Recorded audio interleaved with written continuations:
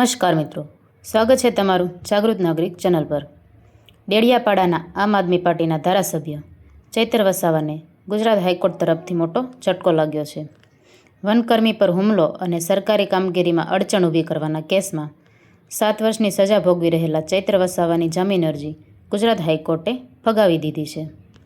હાઈકોર્ટે સ્પષ્ટ શબ્દોમાં કહ્યું કે કાયદો સર્વોપરી છે અને કોઈપણ વ્યક્તિ કાયદાથી ઉપર નથી। આખરે શું છે સમગ્ર મામલો? હાઈકોર્ટે કેમ જામીન આપવાનો ઇનકાર કર્યો અને હવે આગળ શું થશે? સમગ્ર ઘટનાક્રમ આપણે તેઓના વકીલ પાસેથી સમજીએ। ડેડિયાપાડાવાળા કેસમાં જે ટોટલ 9 આરોપી હતા એમાંથી 6 આરોપીને પહેલાં જામીન મળી ચૂક્યા હતા। 3 જણા જેમાં ચેતરભાઈ વસાવા, જીતેન્દ્ર વસાવા અને રિકેશ વસાવા 3 જણાના બાકી હતા।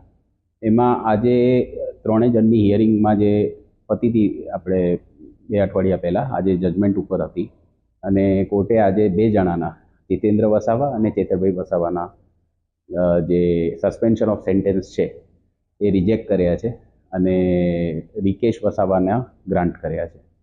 સસ્પેન્શન ઓફ સેન્ટેન્સમાં જે આજનો ચુકાદો છે સસ્પેન્શન ઓફ સેન્ટેન્સમાં છે। બીજી અરજી છે સ્ટે ઓફ કન્વિક્શનની, એટલે એના ઉપર તો અત્યાર સુધી હિયરિંગ જ નથી થઈ, એટલે એની જ્યારે હિયરિંગ થશે એના ડિસિઝન એ પ્રમાણે આવશે। એટલે કોર્ટ આ જે છે સસ્પેન્શન ઓફ સેન્ટેન્સ જે છે એ ડિસ્ક્રિશનરી રિલીફ છે। ડિસ્ક્રિશનરી રિલીફમાં કોર્ટે ઘણી બધી વસ્તુઓ બેલેન્સ કરવાની હોય છે અને હાઈકોર્ટે આજે એ પ્રમાણે નિર્ણય લીધો છે અને ઓબ્ઝર્વેશન શું છે એ તો હજી ફાઇનલ જજમેન્ટની જે અપલોડેડ કોપી છે હજી સુધી અમને અવેલેબલ થઈ નથી, એટલે જોઈને એની ઉપર કમેન્ટ કરીશું। મિત્રો, ગુજરાત હાઈકોર્ટમાં ચૈત્ર વસાવાએ નર્મદા સેશન્સ કોર્ટ દ્વારા ફટકારાયેલી 7 વર્ષની સજા સામે સ્ટે અને જામીન માટે અરજી કરી હતી, પરંતુ સુનાવણી દરમિયાન હાઈકોર્ટે સખત વલણ અપનાવ્યું અને અરજી ફગાવી દીધી। કોર્ટે મહત્વપૂર્ણ ટિપ્પણી કરતાં કહ્યું કે જો આવી ગંભીર ઘટનામાં એક લોકપ્રતિનિધિને રાહત આપવામાં આવશે તો સમાજમાં તેનો ખોટો સંદેશ જશે। સરકારી વકીલે પણ કોર્ટમાં રજૂઆત કરી કે ચૈતર વસાવા વારંવાર ગુનાહિત પ્રવૃત્તિઓમાં સંડોવાતા રહ્યા છે। આ દલીલોને ધ્યાનમાં રાખીને હાઈકોર્ટે જામીન આપવાનો સ્પષ્ટ ઇનકાર કર્યો છે। માત્ર ચૈતર વસાવા જ નહીં, પરંતુ તેમના અંગત સચિવ જીતેન્દ્ર વસાવાની જામીન પણ કોર્ટે ફગાવી દીધી છે। જો કે આ જ કેસમાં આરોપી રિંકેશ વસાવાને હાઈકોર્ટે જામીન મંજૂર કર્યા છે। આ સમગ્ર કેસ ઓક્ટોબર અને નવેમ્બર 2023 દરમિયાન નર્મદા જિલ્લાના ડેડિયાપાડા વિસ્તારમાં બનેલી ઘટનાથી જોડાયેલો છે। બોગાસ ગામ નજીક વન વિભાગની સરકારી જમીન પર કેટલાક સ્થાનિક લોકોએ ગેરકાયદેસર રીતે પાક વાવ્યો હતો। વન વિભાગના અધિકારીઓએ કાર્યવાહી કરીને અતિક્રમણ દૂર કર્યું અને ગેરકાયદેસર પાકનો નાશ કર્યો। આ કાર્યવાહી બાદ સ્થાનિકોમાં ભારે વિવાદ સર્જાયો।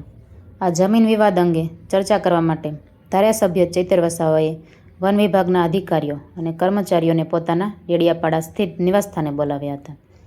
વન વિભાગની ફરિયાદ મુજબ બેઠક દરમિયાન વાતચીત ઉગ્ર બની ગઈ હતી। આરોપ છે કે ત્યારબાદ ચૈતર વસાવા અને તેમના સમર્થકોએ વનકર્મીઓ સાથે મારપીટ કરી સરકારી કામગીરીમાં અડચણ ઊભી કરી, ખંડણીની માંગ કરી અને કર્મચારીઓને ડરાવવા માટે હવામાં એક રાઉન્ડ ફાયરિંગ પણ કર્યું।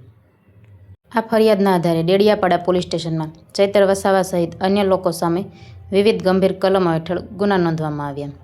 આ કેસની લાંબી સુનાવણી બાદ જૂન 2026માં નર્મદા જિલ્લાના રાજપીપળા સેશન્સ કોર્ટે પોતાનો મહત્વપૂર્ણ ચુકાદો આપ્યો હતો। કોર્ટે ચૈતર વસાવા, તેમની પત્ની શકુંતલા વસાવા સહિત કુલ 9 આરોપીઓને દોષી ઠેરવ્યા હતા।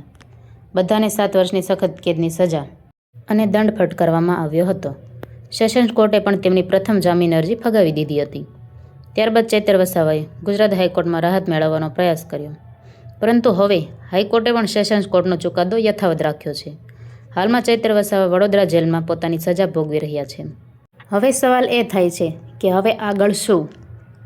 તો હાઈકોર્ટ દ્વારા જામીન અરજી ફગાવી દેવામાં આવતા ચૈતર વસાવાની કાનૂની મુશ્કેલીઓમાં વધુ વધારો થયો છે। હાલમાં તેઓને હાઈકોર્ટમાંથી કોઈ રાહત મળી નથી અને સેશન કોર્ટનો ચુકાદો યથાવત રહ્યો છે। આગળ તેઓ કાનૂની રીતે અન્ય ઉચ્ચ અદાલતોનો દરવાજો ખખડાવશે કે નહીં તેના પર સૌની નજર રહેશે। તો મિત્રો, ડેડિયાપાડાના ધારાસભ્ય ચૈતર વસાવાને ગુજરાત હાઈકોર્ટ તરફથી મોટો ઝટકો મળ્યો છે। કોર્ટે સ્પષ્ટ કર્યું કે કાયદા સામે દરેક વ્યક્તિ સમાન છે અને કોઈ પણ વ્યક્તિ કાયદાથી ઉપર નથી। આ સમગ્ર મામલે તમારું શું મંતવ્ય છે અને કોમેન્ટ કરીને જરૂર જણાવજો। જો તમને આ માહિતી ઉપયોગી લાગી હોય તો વિડીયો લાઇક કરો, શેર કરો અને આવી જ વિશ્વસનીય માહિતી માટે અમારી ચેનલને સબસ્ક્રાઈબ કરવાનું ભૂલતા નહીં। ધન્યવાદ।